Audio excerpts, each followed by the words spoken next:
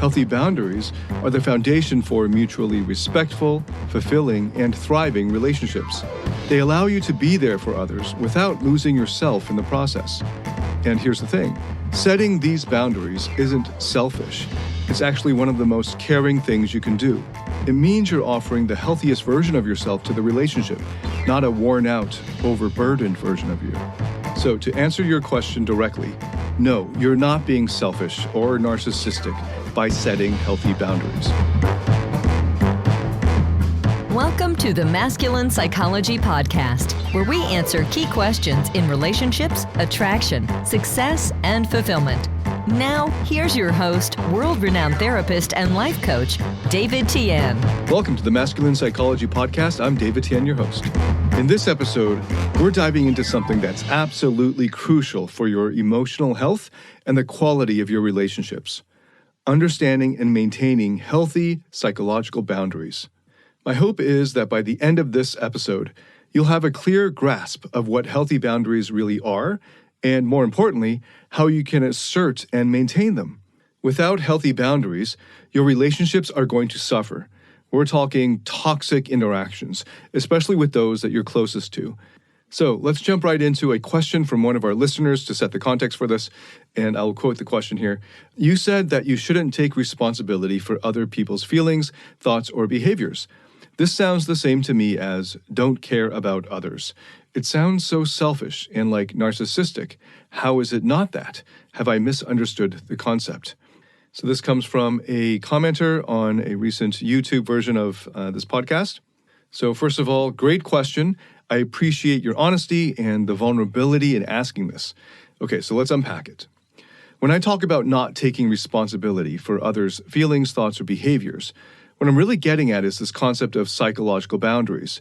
And no, this isn't about not caring for others. Far from it. It's about understanding where your responsibilities end and where others begin. Here's one way to think about it. If you're constantly trying to manage or take responsibility for how others feel or what they think, you're stepping into a territory that's not yours to control. This doesn't mean you don't care. Rather, it means you respect their autonomy and your own. You empathize, you support, but you don't carry the burden of changing or fixing their emotional state. That's on them. And why is this so important again? Well, without healthy boundaries, relationships become draining and unbalanced. You end up losing yourself while trying to be everything for someone else. And that's not healthy for anyone involved. It's like trying to fill others' cups while yours is empty. It just doesn't work. Healthy boundaries are the foundation for mutually respectful, fulfilling, and thriving relationships. They allow you to be there for others without losing yourself in the process. And here's the thing, setting these boundaries isn't selfish. It's actually one of the most caring things you can do.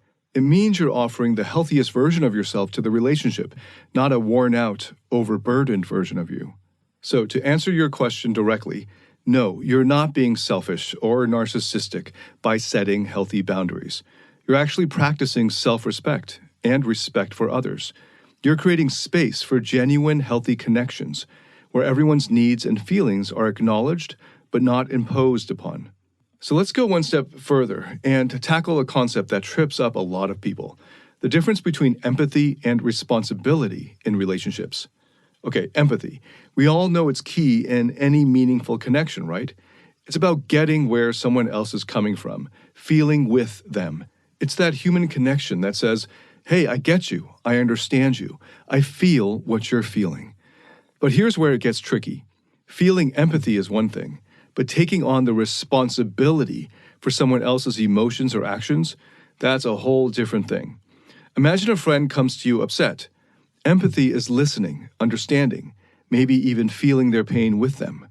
But the moment you start thinking it's your job to fix their emotions, to make them happy, that's when you cross into unhealthy territory. Taking responsibility for controlling or changing how another adult feels is a toxic boundary violation, and trying to do so often just leads to frustration and strained relationships. Okay, let's put this into perspective. Consider the relationship between a parent and a child. As a parent, yeah, it's your responsibility to take care of your child. And this isn't just about like food and shelter. It's also about their emotional well-being. You're there to guide them, help them navigate their feelings, thoughts, and actions. But, and this is key, as they grow up, you gradually release that responsibility to them, helping them become autonomous individuals. Now, this parent-child dynamic, it doesn't translate directly into adult-adult relationships, or at least it shouldn't. When you start caretaking another adult, trying to manage their feelings and decisions for them as if they were your child, things go south. You might think you're helping them, but what you're actually doing is infantilizing them. You're treating them like an infant. You're stripping away their autonomy, their power to handle their own emotional world. This doesn't foster a healthy, mature relationship or a healthy, mature person. Instead, it breeds dependency, codependency to be precise. Let's break it down even further. When you're in a relationship and you start feeling like it's your job to make or keep the other person happy all the time, to fix their issues, you're not respecting them as an independent adult. You're actually saying to them, without meaning to, I don't trust you to handle your own emotions. I need to do it for you. And that's not respect. That's not love. That's control. And it's not healthy for either of you. Healthy boundaries mean recognizing that everyone is responsible for their own emotions. You can support, you can listen, you can empathize, you can feel compassion, but you can't and shouldn't take the wheel of someone else's emotional car. That's their job. Your job is to manage your own emotions and, if you want to, support them in managing theirs without taking over for them. So, how do you strike this balance? How do you empathize without overstepping into responsibility? Well, it can start with communication. Clear, honest, respectful communication. For example, say your partner is going through a rough time. You might say, I'm here for you. I want to support you. But I know I can't fix this for you, and I trust you to navigate your feelings. Let me know how I can help. This approach shows empathy and respect for their autonomy. Remember, healthy boundaries aren't about building walls. They're about respecting both your and the other person's emotional space. You're acknowledging that while you're there for each other, you're also separate individuals with the ability and the right to manage your own emotions. So, empathy, yes. Responsibility for someone else's emotions, no. Keep these two distinct, and you're on your way to healthier, more fulfilling relationships. And this isn't just good for you, remember. It's good for everyone involved. When people feel trusted and respected to handle their own emotional world, that's when real growth and connection can happen. Now, the best wording I found for definition of healthy boundaries is from my friend Mark Manson, and I think the commenter is referencing Mark's wording for it.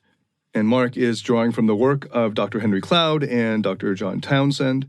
And in case you don't know, Mark Manson is the New York Times mega best-selling author, and he writes, healthy personal boundaries are taking responsibility for your own actions and emotions while not taking responsibility for the actions or emotions of others. Now, the thing about healthy boundaries is that they often get misunderstood by people who are less mature. Some people think setting boundaries is like putting up a do not disturb sign on your life. But let me set this straight. It's not about shutting people out or neglecting their needs. It's about knowing where your responsibilities end and theirs begin. An example I like to give is, say you see a homeless man on the street and you have compassion for this man and you want to help him out. You, of course, can do so because you want to help him out.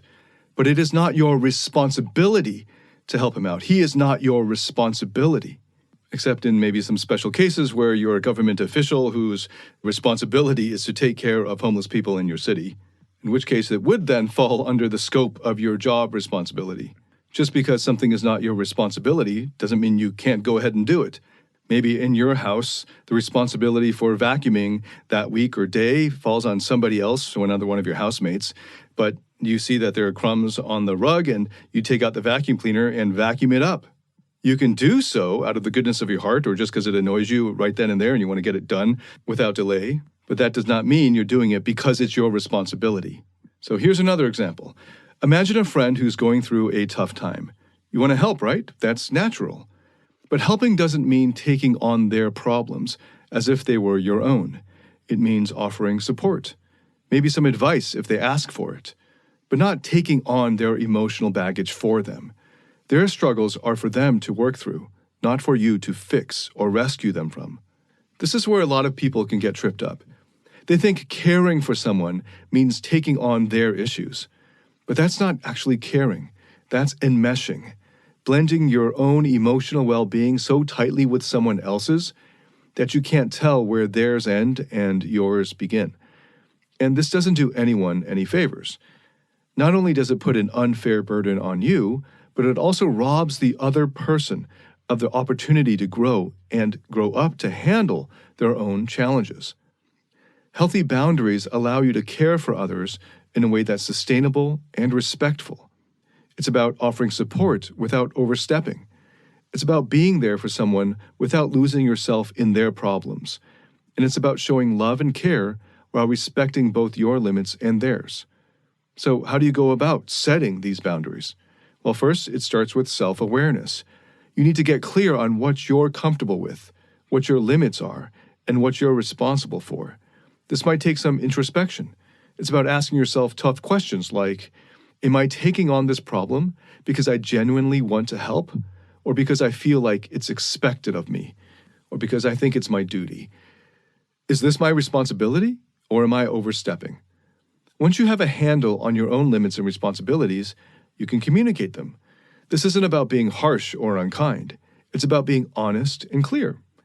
Let's say a colleague keeps dumping their work on you. Instead of just taking it on every time, you might say, I understand you're swamped, but I have my own workload to manage. Let's find a way to distribute the work more fairly. This approach respects both your boundaries and theirs. So healthy boundaries are not about neglecting others. They're about fostering respect and care in a way that's healthy for everyone involved. They allow you to be there for others without sacrificing your own well-being. And that's not just good for you, remember. It's essential for any healthy, balanced relationship. There's an excellent resource on healthy boundaries that I recommend to everyone, and it's Manuel J. Smith's book, When I Say No, I Feel Guilty. Yes, that's a little bit of a cheesy self-help type of title, but it is a mega bestseller. I highly recommend you get it. It's actually quite deep when it comes to the psychology, especially the first chapter, and then it's very practical with lots of examples of the techniques that are recommended in there. No matter their physical strength, for many men, emotions are too much for them to handle. It's why they can't give women the deeper levels of emotional intimacy and connection that they crave. It's why they fail to be the man that modern women desire most. A man with inner strength. A man who has mastered his emotions. Find out how to master your emotions through David Tian's Emotional Mastery Program.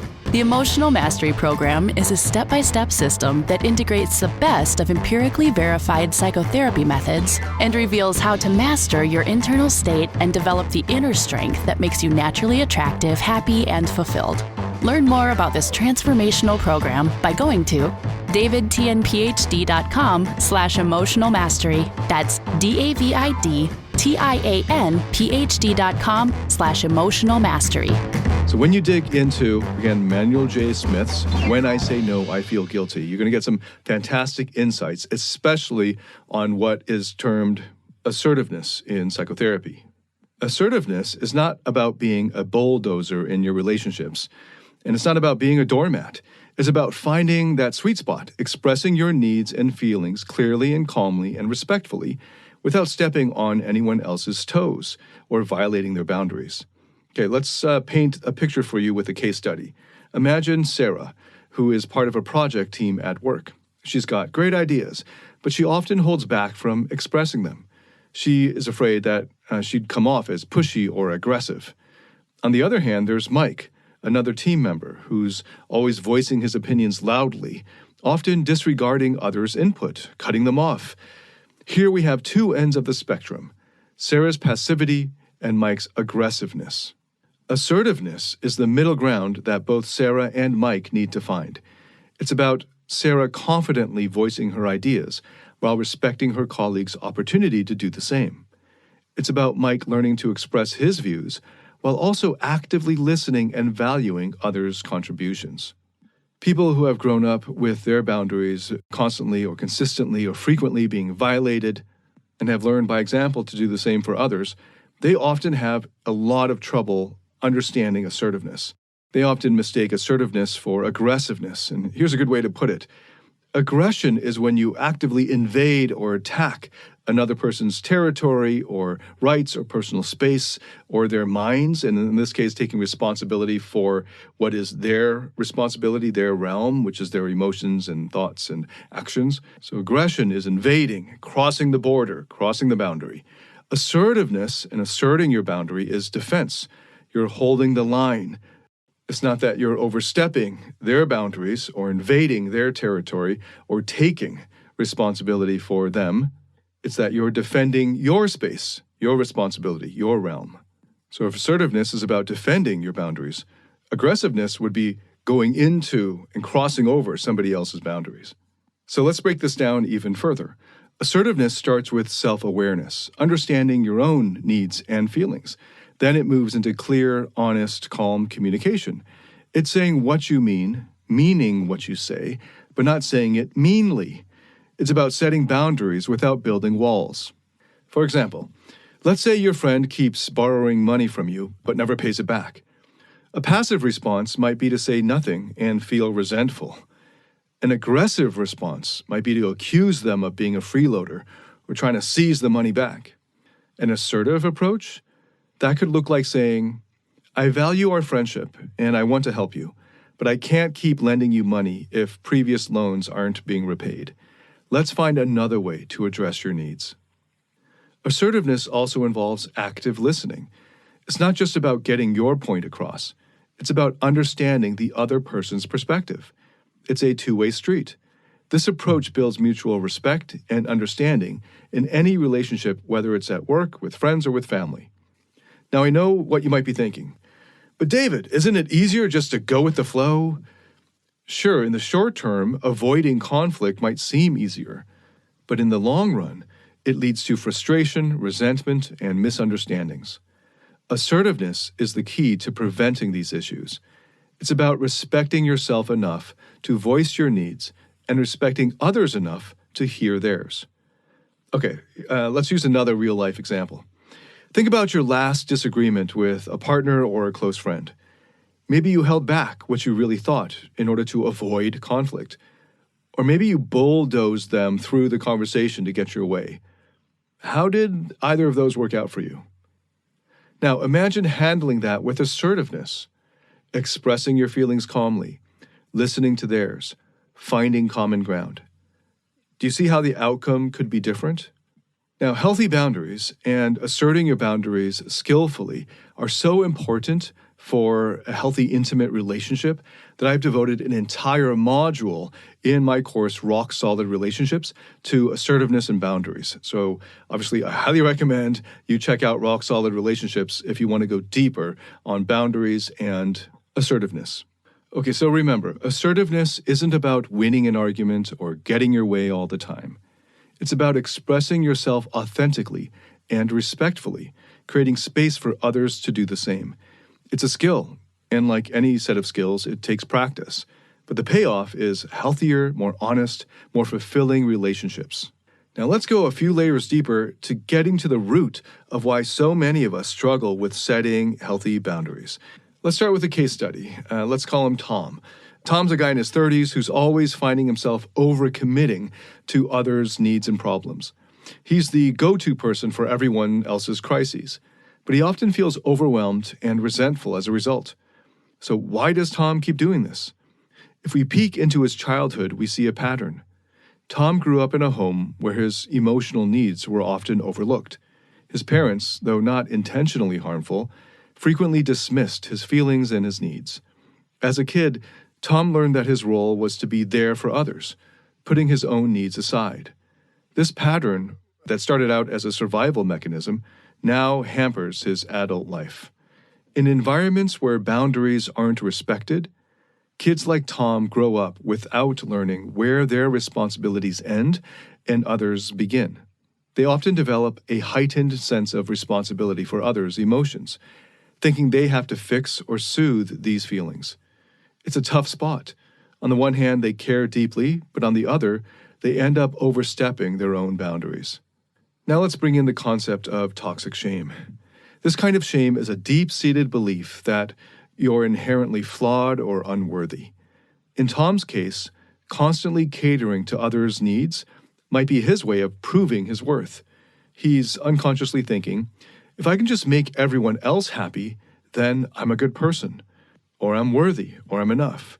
But this belief, while it may offer temporary relief, only furthers the cycle of neglecting his own boundaries. So how does this tie into boundary issues in adulthood? Well, when kids like Tom grow up, they carry these learned patterns into their adult relationships. They might struggle to say no, or feel guilty for prioritizing their own needs, or find themselves in relationships where their boundaries are constantly crossed and violated. It's not just about being nice or helpful. It's about a deeper, often unconscious belief that their value lies in how much they can do for others. Let's consider another example. Let's call him Larry. Larry's a successful professional, but he finds it hard to assert himself in relationships. He often feels taken advantage of, but fears that setting boundaries will just lead to rejection or conflict. It turns out these fears stem from his childhood experiences, where expressing his needs led to negative, often painful consequences. As an adult, Larry finds himself repeating these patterns, despite them not serving him well anymore. Understanding these psychoanalytic perspectives can be completely eye-opening. It helps people like Tom and Larry see that their boundary issues aren't just a matter of willpower or personality.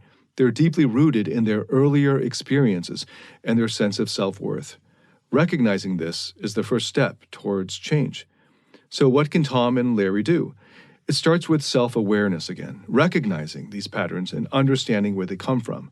This awareness can be tough to face, but it's crucial. It's about learning to value yourself, independent of how much they do for others. It's about practicing self-compassion and gradually learning to set and maintain healthy boundaries. It's about going through the therapeutic process. It's about understanding and building a relationship of trust with the protective parts of themselves that have been overcompensating for the fear that they're not enough, or they're not good, or they're not worthy. And then unburdening those parts of themselves that are being protected, the exiled inner child parts, helping them to let go of the pain they've been holding on to, and to trust in the leadership of your higher self within. Now, I've just explained the therapeutic process using IFS therapy terms, and if you've been following the podcast for a while, you would know what these are referring to, and if you don't, then lucky you. I've got lots of previous podcast episodes on IFS therapy and why it's such an effective approach to the therapeutic process. Okay, so let's dive one step deeper and look at the underlying toxic shame that's driving these overcompensating, caretaking, boundary violation behavior. So toxic shame isn't just about feeling bad about something you did. It's this deep-seated belief that you, at your core, are flawed or unworthy. Let's break this down with a real-life example. Think about Alex. On the outside, Alex seems like he's got it all together. Good job, active social life. But inside, Alex is wrestling with this constant need of not being good enough. This isn't about humility or being self-critical. We're talking about a fundamental belief that he is somehow less worthy than others, and this belief is driving a lot of his actions. So how does this play out in terms of boundaries? Well, Alex finds himself always saying yes to things even when he doesn't want to. He's the guy who never turns down a request at work, even if it means staying late or sacrificing his weekends. In his personal life, he's always the one his friends turn to, no matter what the issue is. Sounds like a great guy, right? But here's the thing. Alex isn't doing this just because he's a nice guy. Deep down, he's driven by this need to prove his worth, to shake off that sense of being flawed. Every time he jumps in to fix someone else's problem, he's trying to validate his own value. And this need for constant approval and validation becomes exhausting. And more importantly, it's not sustainable.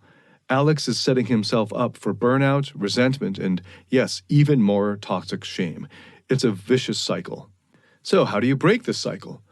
The first step is recognizing this toxic shame for what it is. It's not an easy task. It involves digging deep, often into uncomfortable territory. It's about asking yourself tough questions like, why do I feel the need to always say yes? Or what am I trying to prove and to whom? Once you start uncovering these underlying beliefs, the next step is challenging them.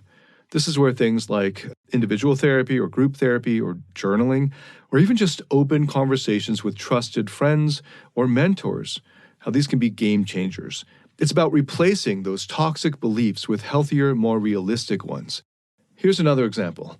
Let's call him John. John grew up in a household where making mistakes was not an option. Perfection was the expectation. Fast forward to his adult life, and John is terrified of failing. He takes on too much, overworks himself, all to avoid that deep-seated fear of not being perfect. But through the therapeutic process, John starts to challenge this belief. He learns to accept that making mistakes is part of being human. He starts setting boundaries, saying no when he needs to. And guess what? The world doesn't end. In fact, his relationships and his work life actually start to improve.